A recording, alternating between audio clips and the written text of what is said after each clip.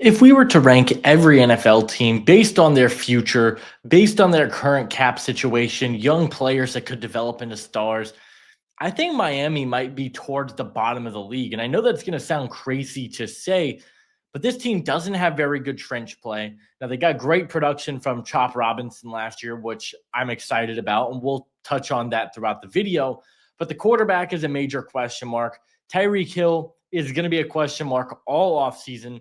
Jonnu Smith's coming off a great year. Is he the long-term tight end? You like the running game. The coach could be gone next year. The GM could be gone next year. And I think this team is in a really tough spot in terms of just where they are talent-wise in the trenches. So that's what we're going to be doing in today's video. We are going to be trying to improve this Miami Dolphins team that has the skill positions. They've got speed, but they have to get more physical in the trenches.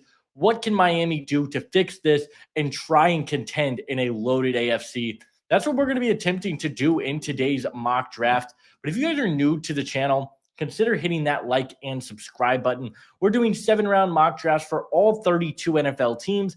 We're going in draft order. Miami, you guys are at number 13 overall. But before we go any further, a little bit of housekeeping. If you guys do want full access to my draft guide and big board with all my scouting reports, evaluations, stats, all the combine information, be sure to check out the link in the description below. It's only $5 a month, and I truly believe it is one of the best resources you guys are going to find on the market. I highly recommend it if you enjoy my NFL draft content. But without further ado, let's go ahead and get it off with the Miami Dolphins at 13. All right, on the clock here at number 13, there were a few ways that I really thought about going with this. I thought about going with Walter Nolan, the interior defensive lineman from Ole Miss. I think he's one of the best players in this draft class. Absolutely phenomenal athlete. Is still developing as a pass rusher and had a 10% pass rush win rate this past year and produced 6 sacks and over 30 pressures. He's an absolute monster that I think is going to develop into being a superstar. But I really look at the offensive line of this team, and I feel really concerned about the future. Liam Eichenberg is a free agent this year. I believe Robert Jones is a free agent this year, and you are going to be Kendall Lamb will be a free agent this year. Those are 3 starters for this team that will be free agents. Teron Armstead has not proven he can stay healthy, and Patrick Paul, I thought was a big reach where they took him last year. I get he's got the great measurables and whatnot, but I just don't know if he's ever going to be a franchise tackle for you. And I think you're in a perfect spot here to go get Kelvin Banks, the offensive lineman from Texas. Now, Banks is a player that if you follow a lot of draft stuff, people are going to say Kelvin Banks had a down year. And I'll read you his stats from this year, and I'll let you be the judge on if he had a quote-unquote down year. 935 snaps, 538 passing snaps with an 81 block grade, an 89.8 pass blocking grade, 10 pressures, 7 hurries, 2 hits, and only 1 sack allowed. Banks is a guy that can play really all over your offensive line. He's a phenomenal athlete that's got athleticism to climb the second level, and he landed some big-time impact blocks in the run game. I think he could be a really good puller. A lot of people are suggesting moving him to the inside, playing him at guard. I don't hate that. I think for Miami, though, they want to run wide zone. You need athletic tackles that can move. Kelvin Banks can move. He can get in space. He's going to make big plays. We're going to be taking multiple offensive linemen in this video, but I think Kelvin Banks is a great start to you. He fits the scheme perfectly. He's an athlete that can pass protect. He can run block. I think this is a really good start for the Dolphins at 13. So we're sitting on the board at 48, and there's a player that I have my eye on that I want to move up to go and get. So we're going to make a deal with the Cowboys. I'm looking to go get some interior defensive line help with Calais Campbell's impending free agency. Zach Sealer's been good, but he needs some help on the interior. So we're going to call up the Cowboys. We're going to give them pick 48, 151, and 233. We are going to get back number 44 in this draft. I think this is well worth the trade. We're going to make this move, and we're going to move up because I think there's some defensive line needy teams in Dallas, Indianapolis, Atlanta, and Arizona that could snag our guy. So we're going to move up 4 spots.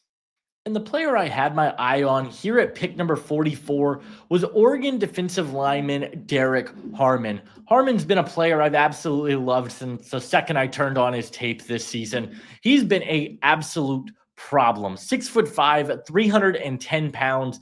I think he's an absolute monster. He's got ideal size. He's really impressive with his hands. He does a really nice job of setting up offensive linemen. He's got this two-hand swipe. He can get into the backfield. And as a run defender, he's got an interesting story. This is a guy that at Michigan State was really a run-stopping defensive tackle. Transferred to Oregon this year and just absolutely blew the socks off of people there, just how dominant he was as a pass rusher. He had some missed tackle percentage. He's got a high missed tackle percentage over his career. As a pass rusher, outside of this year, not a lot of production. And he does play with inconsistent pads, but he's a good athlete. He can defend the run. He can rush the passer. And he's the type of player that I want on my defensive line. I think this is a really, really good player. I think he's going to be a starter right away for this team. You'll look at Zach Sealer. He's going to be your 3 tech that can rush the passer. He's going to get into the backfield. He's going to create pressure. I think Derrick Harmon's a home run. I had to move up to get him because I think he's too good of a player if he's on the board in the 40s to pass on. So I'm going to take him here at pick 44. All right, here at number 98, just didn't like the way the board fell. Wanted to make a few calls, see if we could get a good trade offer. And New Orleans is willing to make a deal. So we're going to move back 13 spots. We're going to go from 98 to 111, but we are moving up 40 spots from 226 to 186. We pick up an extra 5th rounder next year, which I think is going to be really helpful. So I love this move. We're going to make this deal with the Saints, move back, acquire an extra pick in the top 200, and maybe we can find some better offers to acquire some extra picks there at 111. But I'm going to make this move here with the Saints. Here at number 111, we mentioned the probability of double dipping to go offensive line. We might even triple dip in this class, to be totally honest with you.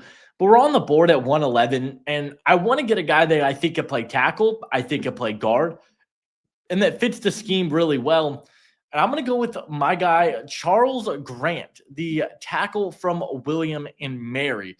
It's a guy I have a 3rd-round grade on, and had a really good season. 89.9 run blocking grade, 88.1 pass blocking grade, allowed just 9 pressures and 2 sacks.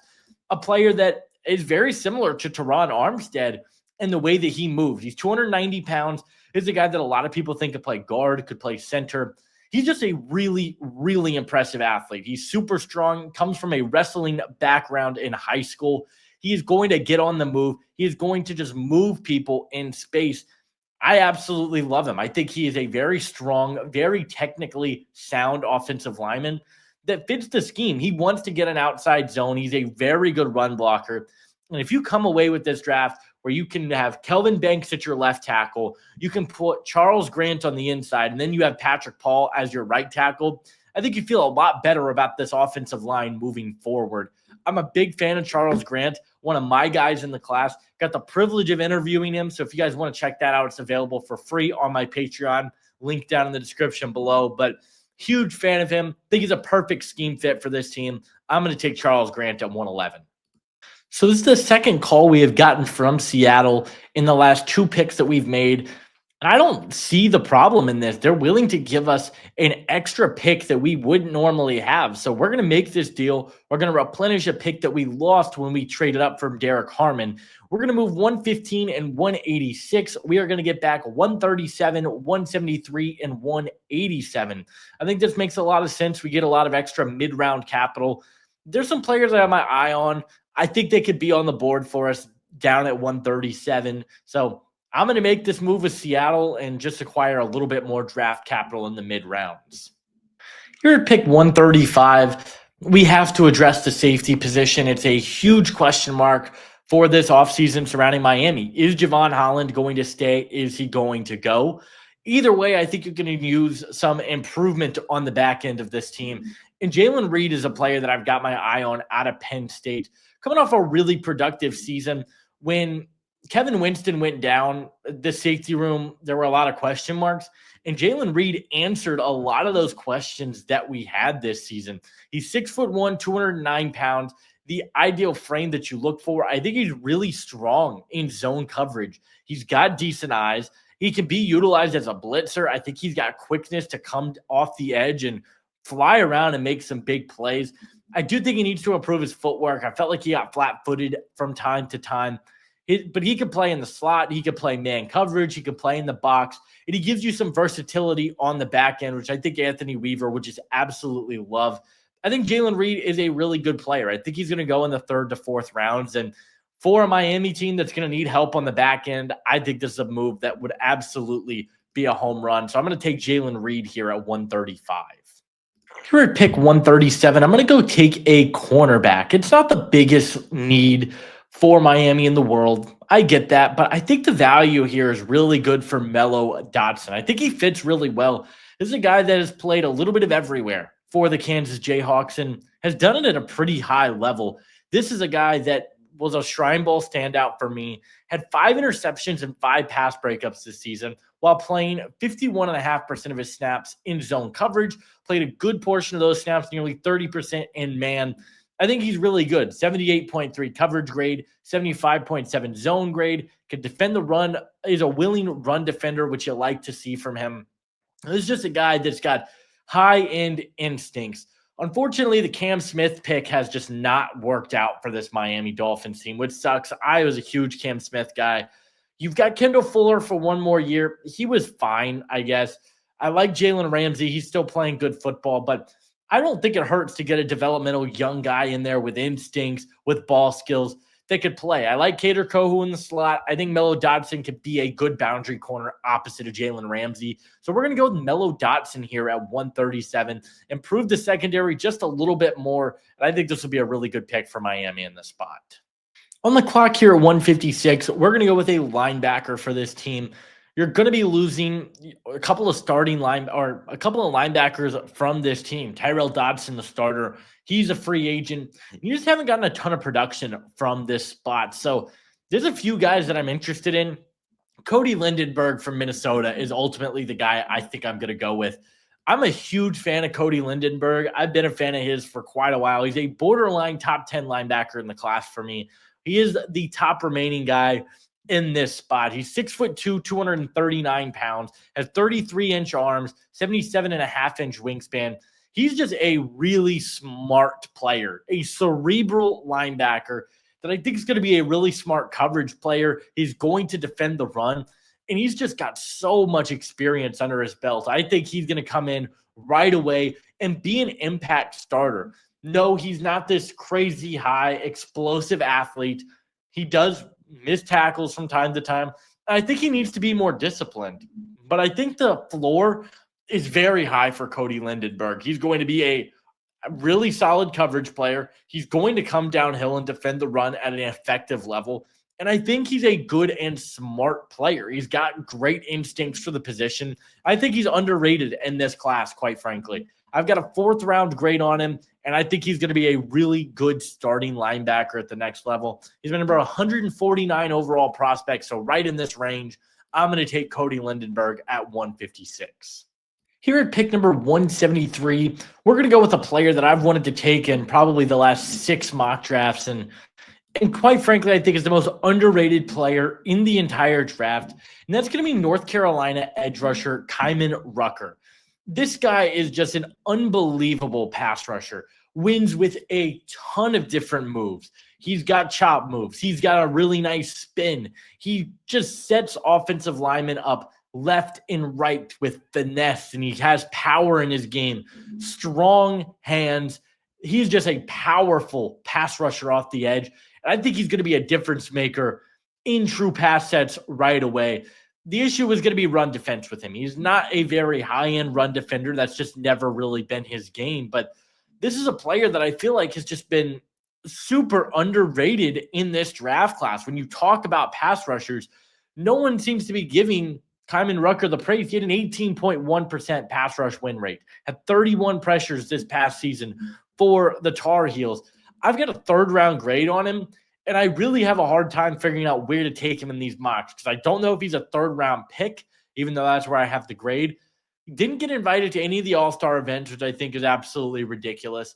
He's going to go here at 173. He's a great fit for if and when Jalen Phillips and Bradley Chubb go down, you need more rotational edge pieces. Chop Robinson is the future of this team. He looked incredible down the stretch. You need a guy opposite of him. I think Kaimon Rucker brings a little bit more power to the table. So I'm going to take him. I think he's going to be a big-time threat as a true pass rush winner, and I think he's going to be great for Miami here. I'm going to take him at 173. On the clock here at 187, I think it's worth just investing into the wide receiver position here. The tight end class, I feel like a lot of the guys I would have liked to go with are off the board. I like what you got from Jonnu Smith. You got one more year of him. I don't hate bringing him back and maybe getting a tight end in next year's class. Yurosek is the player that I would give the most thought to here. Yurosek was a player coming into the year that I really, really liked and just did not have a very good season for Georgia. Now, if you go back to his production at Stanford, he was awesome. He was one of my favorite tight ends. He only had 15 receptions this past year for Georgia. Now, in his defense, he really improved as a blocker, which I think you'll like to see. But I think he's a bit more raw of a prospect than I initially thought. I think he's a good athlete, though. I think he moves well. He's 6'4", 242 pounds, moves pretty great for the position. He showed upside as a blocker. He had a shoulder injury that sidelined him for a lot of 2023. I think he could get a little bit bigger. Yurosek is an interesting one. I think I've got around a 5th to a 6th round grade on him. Didn't get invited to the combine. I think Yurosek could be worth it. I also think Kobe Hudson could be a guy to look into. If you want to go get a deep ball threat, I don't hate it. I think you've got that already in Tyreek Hill. I like what Malik Washington showed. So you know what? I am going to go with Benjamin Yurosek. I think he gives you some developmental upside. He can learn behind Jonnu Smith. He's a better blocker than Jonnu Smith right now. And then he can kind of get acclimated into the receiving game more next year. So I'm going to take a chance on one of these young tight ends. We're going to go with Benjamin Yurosek out of Georgia. With our final pick here at number 252, we're really between two players. And we're thinking about going with a third offensive lineman. I know a lot of people aren't going to like that, but the offensive line is just a major problem that this team needs to address. I don't hate going with Addison West, a guy that had a really good season for Western Michigan, was an All-American center. I'm not the highest on Addison West. I think he's fine. Nothing that I think is like crazy, but had a good season and could be a potential player to look at long-term. I don't hate it. I'm also considering going back to wide receiver because I still think you could use a wide receiver that can win deep. Andrew Armstrong is criminally underrated in this wide receiver class. I think I do have a 6th to a 7th round grade on him, yes, but this guy just moves so different. He's 6'4", 199 pounds.